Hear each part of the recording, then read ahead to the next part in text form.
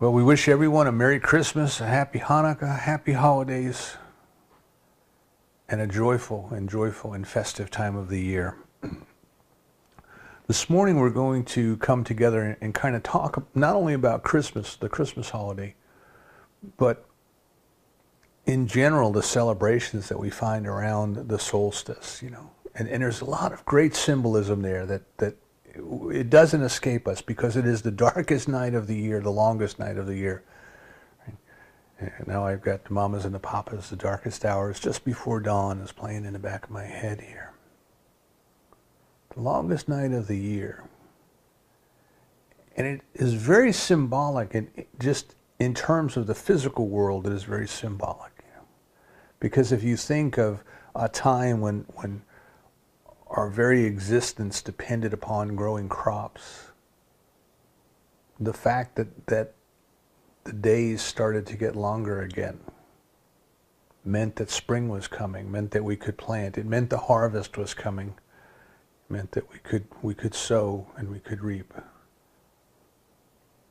And on a spiritual level, there's an even deeper meaning that the presence is with us. There's this something, this intelligence, this something that we call God, for lack of a better word. We can call it love, we can call it nature, we can call it spirit or isness or suchness or I amness. But there's a presence, there is a presence. And this symbolism of the light being with us, the presence being with us, is something that crosses cultures and it crosses religions. And crosses from religions into philosophies even. First cause, principle of the philosophers, all saying much the same thing. So we want to come together today. The title of the talk is The Mystical Christ, the Mystical Christ. And we want to kind of come to some sort of an understanding of what that might mean. And is this the same presence that we're talking about that permeates human thought?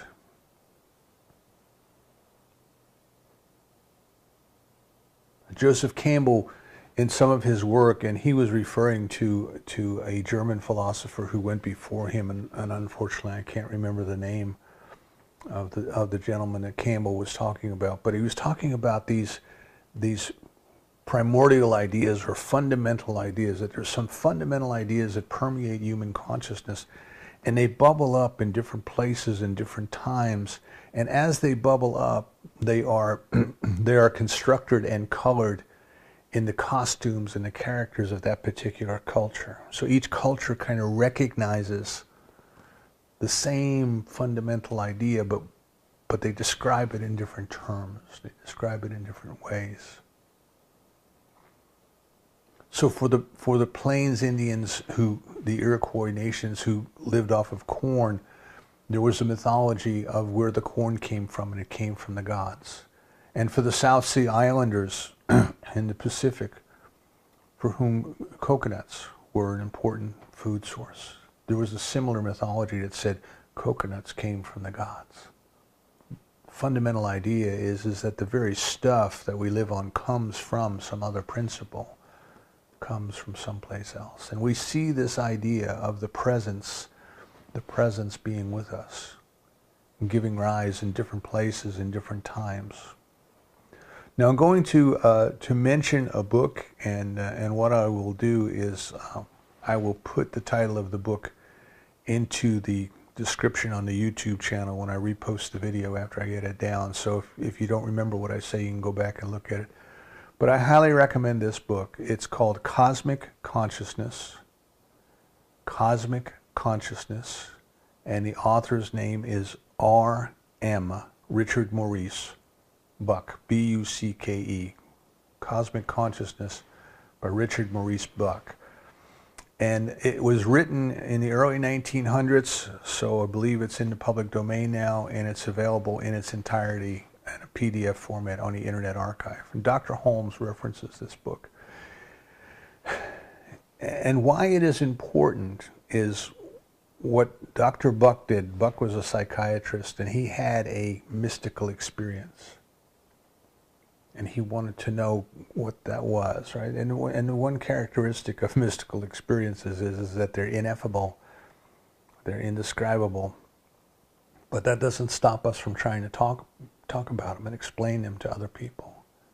And yet there are just no words, there are just no words in our language that can adequately convey the experience. And this is true with most experiences. You can't find words to convey to someone who has never had a piece of chocolate. You'll never be able to find words to help them to understand exactly what the experience of chocolate is. It's something they have to have themselves. And in a similar fashion with the mystical experiences, people try to describe what's going on, what they felt, what they experienced, what they heard, what they smelled, and it comes to everybody in a different way. But the words just don't get it. The words just don't get it. And nevertheless, what Dr. Buck did was he tried to go back and analyze people through history, through time, who have had mystical experiences. He called them cosmic consciousness. He called them experiences of cosmic consciousness. And he documented them in this book.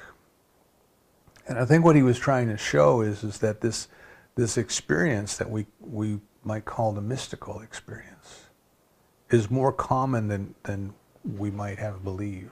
And it is available to everyone. So I invite you to, as you maybe have time off from work over the holiday, find that book and read through it. And also today, if you will look in the Science of Mind textbook, starting on page 357, from What the Mystics Have Taught, and read those 3 chapters, ending with Finding the Christ. A lot of what we're talking about today will be encapsulated in there. So you'll see, of course, around this time of the year, you'll see lots of slogans and billboards and things like that says, keep Christ in Christmas. And it's good advice. But what we have to ask ourselves is, what do people mean by that? What do they mean? The people who publish this, what do they mean? And are there different interpretations? So it's like, to me, it's like the word love or the word God. If I use that in a Sunday talk, everybody who hears me hears something different. And what I mean by that is it has a different connotation to them, a different meaning, based on their background, their education, their experience. And today what I want to focus on is the mystical Christ. So there is the Christ which is viewed as the Savior. There is the Christ which is the teacher, the master teacher. And then there is the mystical Christ.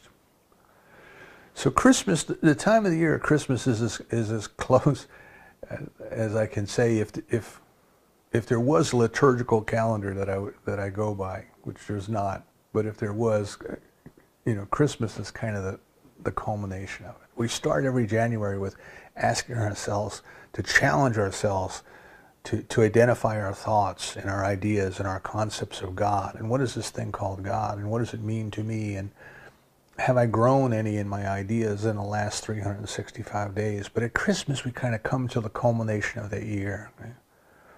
Because Christmas is both the beginning of our growth, the Christmas experience, and it is the end, or the goal, if you want to think of it that way.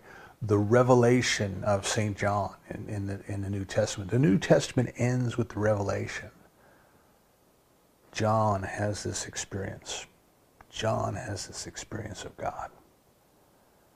And that is true for all of us. The end, as we know it at this time, the end is living in the presence, being in the kingdom, as Jesus put it.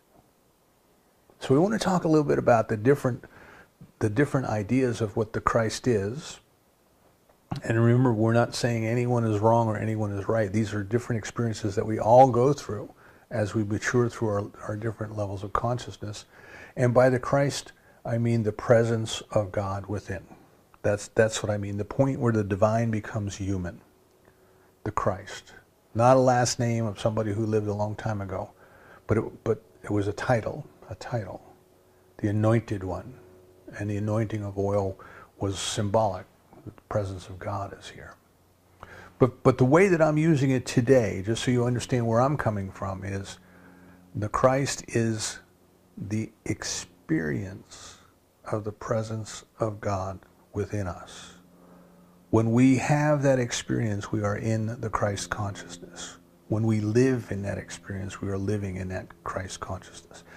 We may have it, a fleeting moment of it,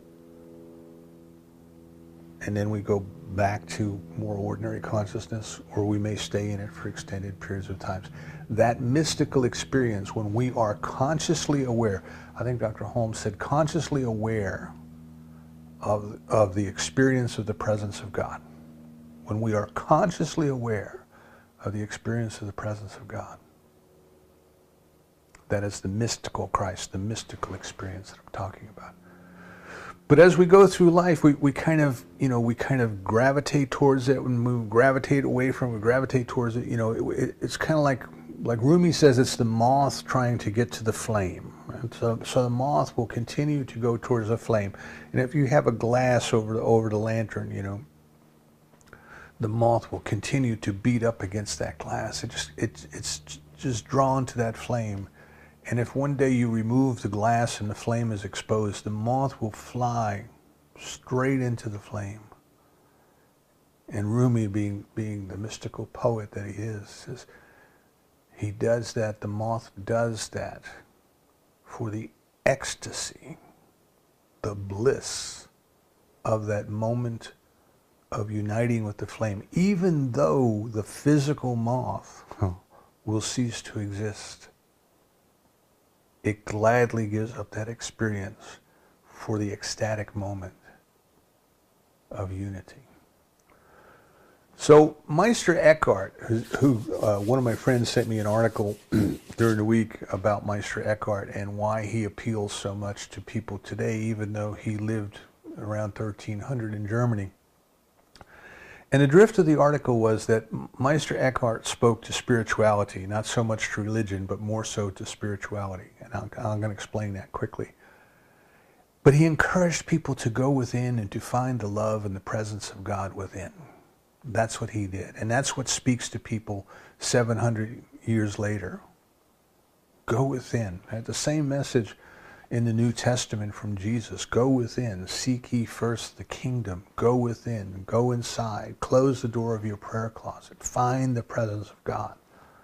Be in the kingdom. So the message of Jesus was to find and live in the kingdom, the presence of God within. So Eckhart got his little congregation together there in Germany for Christmas Mass. And he said to them, we are here today to celebrate the birth of a child some 1,300 years ago in Palestine. But if you don't know what that means to you personally, it might as well never have happened. It might as well never have happened. I thought, wow, the year 1300, that must have been quite a shocking thing for a Catholic priest to say. And of course, Eckhart got in some trouble with Rome. I don't know if it was because of that particular sermon or just the culmination of things. But what Eckhart was doing was he was telling people it's time for them to think about what this means. I'm sorry I'm distracted. I'm looking out the window. Just had a big hawk come in and land on a branch right outside the window. So it's very interesting. So Meister Eckhart was kind of moving people past the traditional norms of religion. Now, in that first level of consciousness that I talk about over and over and over again, the traditional norm of religion is behavior. Right? God is very concerned with the way people behave and what they do. And they're either getting good marks or bad marks, and they're being judged by this behavior. So typically in religion, people are being taught, behave in a certain way. Obey the commandments, obey the rules of the church, contribute to the support of the church, and then when you die, you'll get to go to heaven. So in that realm, which is where traditional religion mostly was, and in many places still is, people weren't concerned so much about going within and find everything because their attention was without. To behave, the external behavior, the appearances, is what they were concerned with. And in that level of consciousness, in that level of thinking, then the Christ is a savior, because the people are not capable of doing anything of their own to better their own condition. All they can do is obey the rules. That's the best they can do. They're not worthy of of making a contact with God. So you have all of these theological ideas about somehow the soul has to be purged of its sins before it can make its approach to heaven. So after death, the souls have to go somewhere and suffer and be punished before they can be cleansed to be in the presence. And then there has to be an intercessory. There has to be an intermediary. Somebody has to come and lift these people out of this condition that they're in and move them into the presence of the divine. And in that realm, then the Christ, the presence of God with us, becomes the Savior. That's where consciousness was largely in the year 1300. That's where consciousness largely is today in the year 2018. People are looking out there. They are convinced kind of that they are a sort of a victim of our circumstances. Right? We didn't ask to be born. We're here. There's suffering. There's pain. There's all these other things. It's not fair. Life's not fair. We heard that a lot in the 60s. Life's not fair. And we need somebody to come rescue us. And that's okay. That's okay. If that's where we are, if that's where we are in our consciousness, then just recognizing that there is something that would not abandon us, that there is a presence that would do everything it can to make the supreme sacrifice, the ultimate sacrifice, that we would not be lost. That's a good place. That's a good place to start, you see. But then there's another level, and the next level that we move into, I call it the Gnostic level, Gnostic, and I clarify that because much of what we have in our teachings today about Gnostics is not necessarily what Gnostics were, but it is how they have been maligned. Right? So the first level will protect and defend against anything that tries to think differently than it does. And this was true in the early years of the church. The Gnostics kind of got into a place of saying, well, that's great. All of that's good. Everything that we said up to this point is good, but there's more. You see, there's more.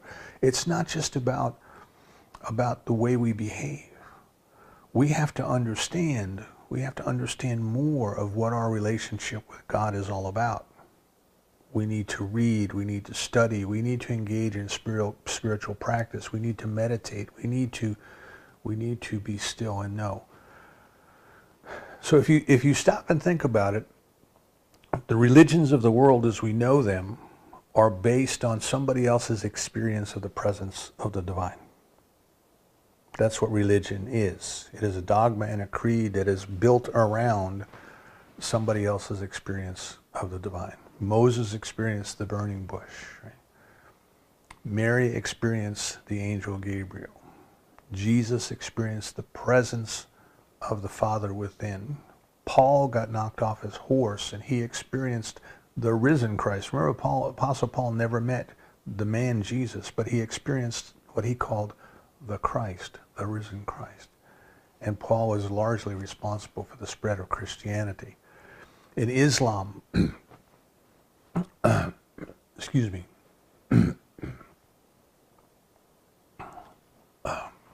lost my voice right there.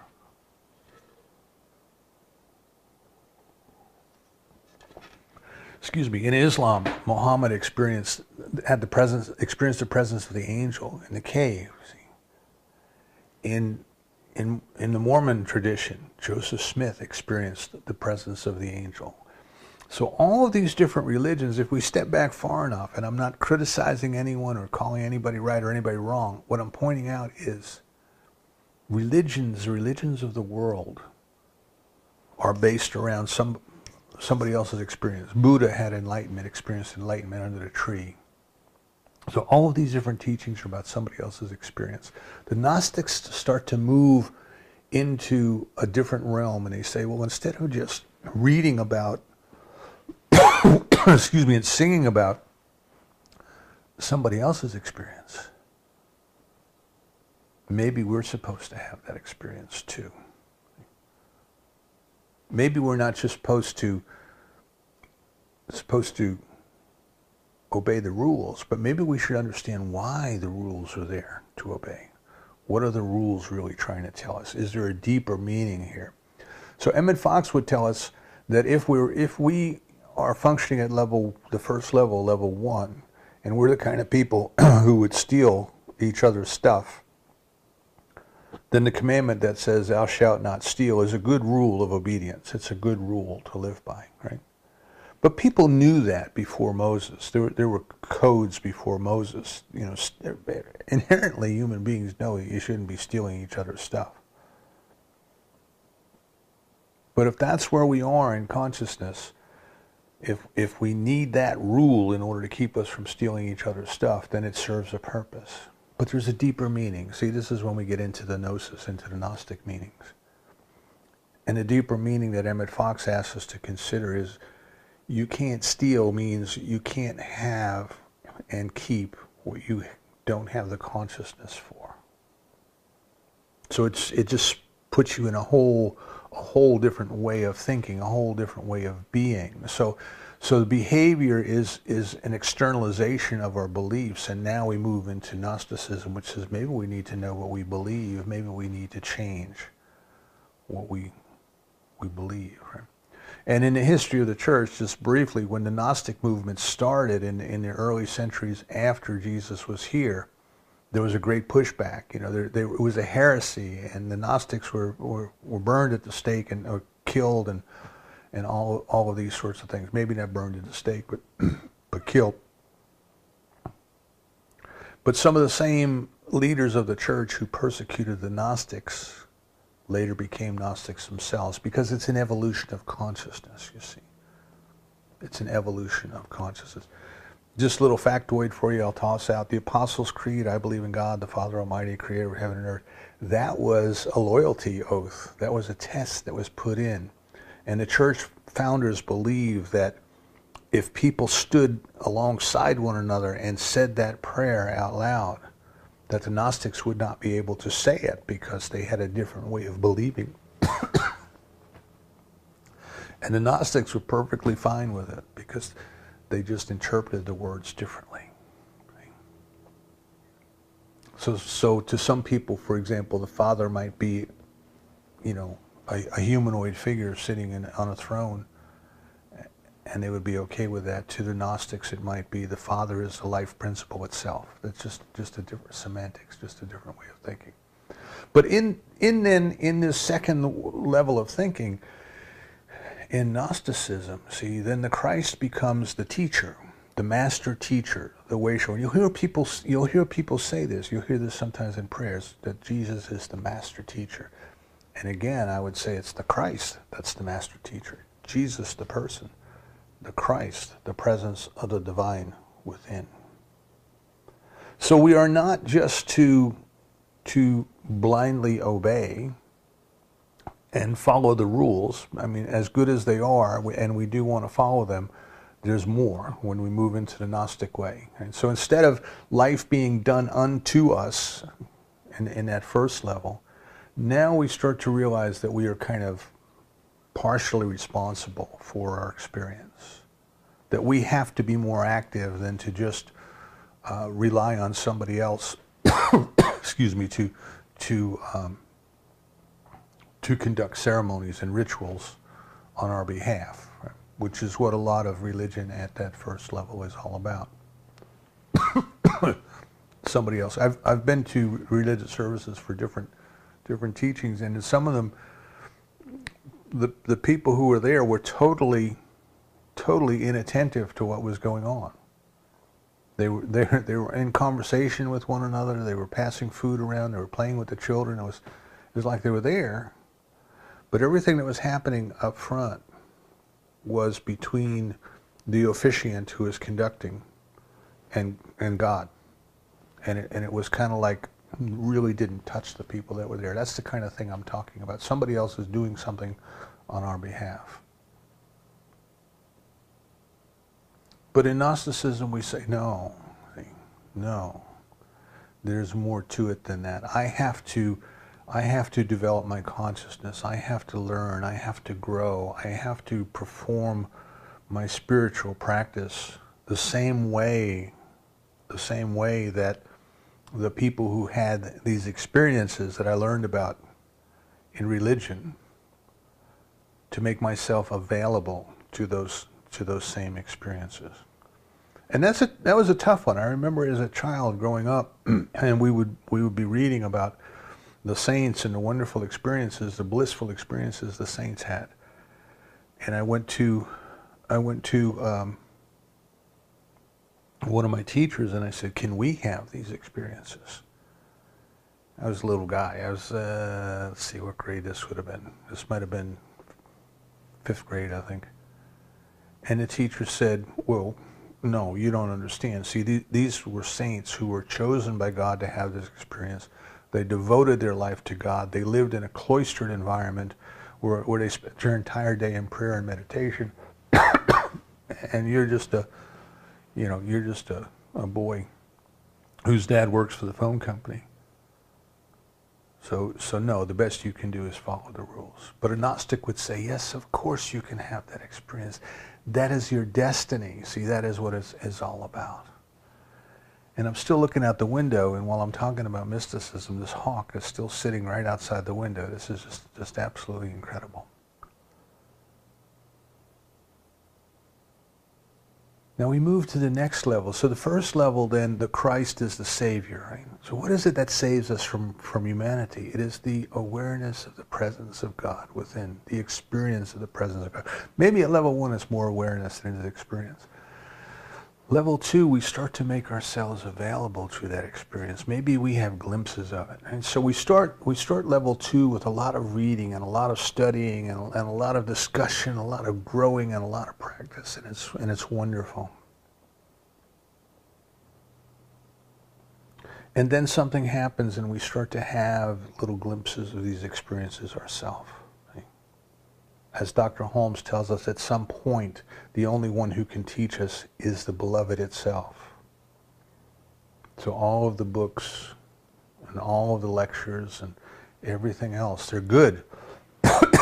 In Buddhism, they would say, that's the raft that we built. But once we have arrived on the other shore, we no longer need the raft. I'm going to take another sip of water here.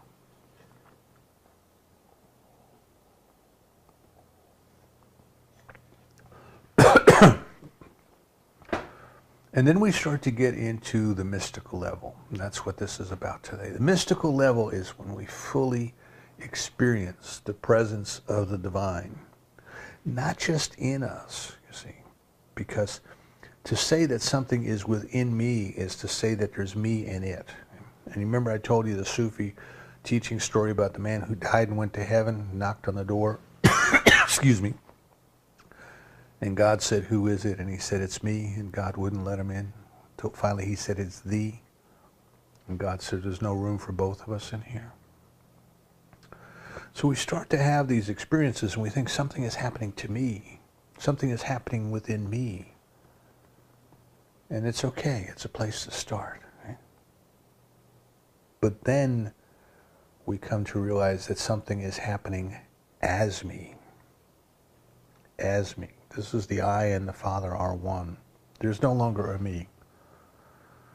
The ego has been dissolved. There is only divine love living and expressing its life in, as, and through me. And this is the mystical Christ. This is the mystical experience of the presence of God. This is living in the kingdom. And this is the end. This is the revelation of St. John. This is living in the presence and realizing that everything that we saw, all of the physical, excuse me, all of the physical, all of the drama of the world, it is all dissolved into the nothingness. So I know lots of preachers like to read Revelation as if it was an actual fact. But it's a vision. It's a mystical vision of John. And there's something in there that's just, the symbolism is so beautiful. It's, there was a throne, and the throne represents the presence. And it was surrounded by a lake as smooth as glass. And then there was a pit. And in the pit, was weeping and wailing and gnashing of teeth. Now, sometimes that's used to scare people, but I think it's beautiful because what it's telling us is, what it's telling me, what I make out of it, is that in our approach to the experience is peace. See, we must be peaceful, and everything that's unlike peace must go in the pit, must be burned, must be gotten rid of. So we prepare through our spiritual practice, we prepare ourselves for this experience that we cannot force on ourselves. We cannot make it happen. There's no magical formula. We can't say a specific word, wave a magic wand, or those kind of things. But all we can do is set our intention that says, "Sweet Lord, I am available. I am open and receptive to experience the fullness of the presence of the Christ, the divine within the mystical union right here and right now." Excuse me while I get another drink of water. And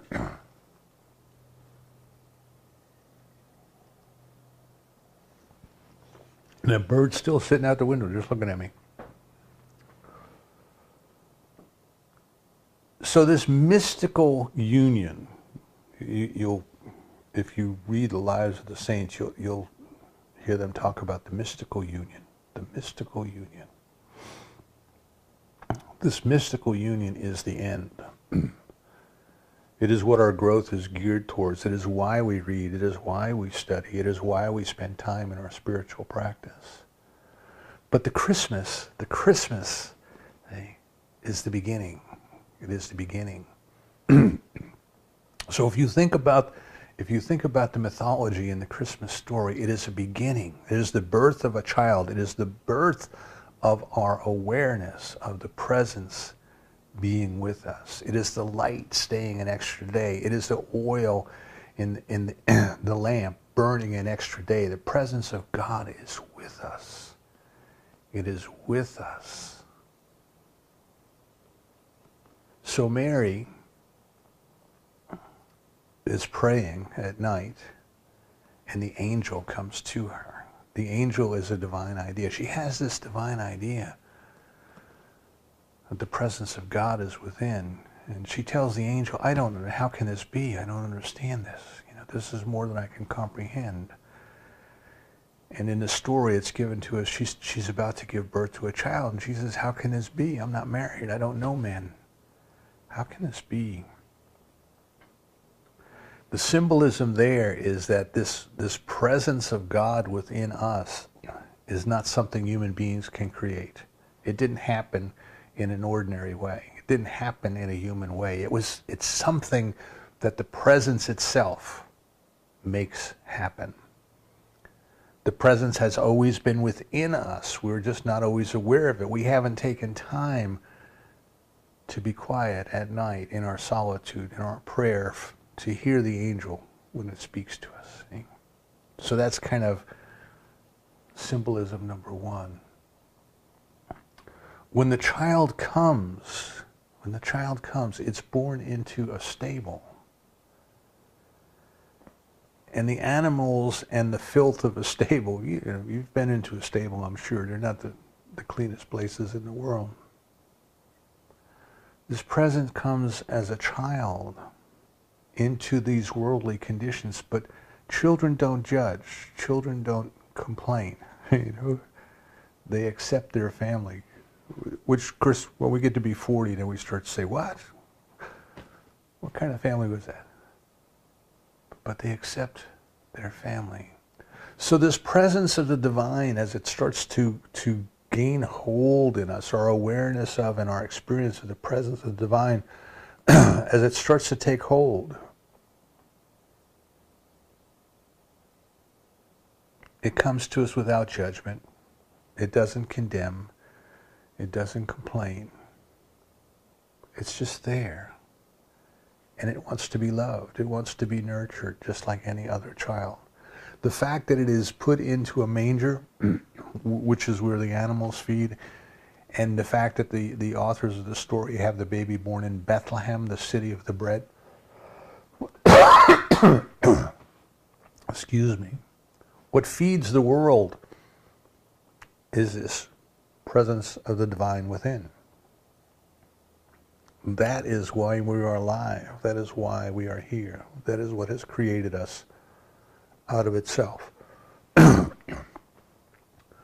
We have the shepherds watching over their flocks, and the angel comes to them and tells them that the child is born. Now that's, again, this is symbolism, because if the child had really been born in December, there wouldn't be any flocks in the field, right? So this is a story that's constructed, and a date was put by the solstice for a reason. And the shepherds watching over their sheep, the sheep represent our ideas, right? And we have to pay attention to what we're thinking. This is mindfulness. This is why we talk mindfulness all year long. Mindfulness, we have to be mindful. We have to be aware of those things that we allow to persist in our consciousness, the things that we latch onto, not the stuff that comes through. I mean, lots of stuff comes through, but there's stuff that we latch onto and we engage it. We have to be aware of letting go of those things that are not like the presence of the divine within. That's all. That's all we have to do. We don't have to know where the ideas came from. We don't have to struggle with them. We don't have to wrestle with them. We just have to say, well, that's not a divine idea. I'm going to let that one go. That's all we have to do.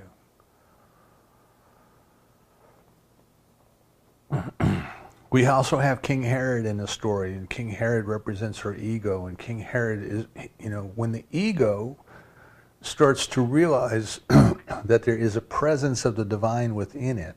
Remember I said when we get to the mystical stage, the ego dissolves.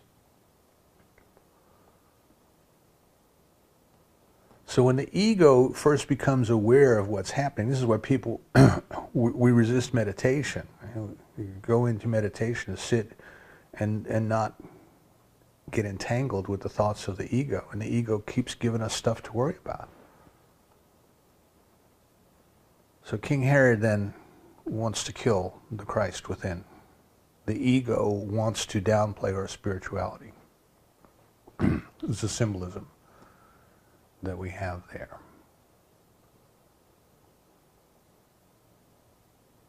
So we're told then that Joseph took Mary and the child to Egypt, kind of took them someplace where this child could be nurtured.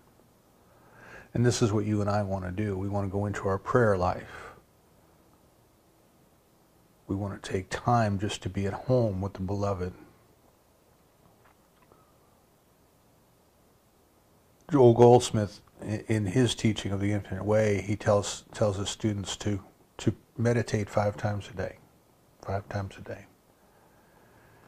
And he says at least one of those meditations should be for no purpose whatsoever other than to experience whatever we experience.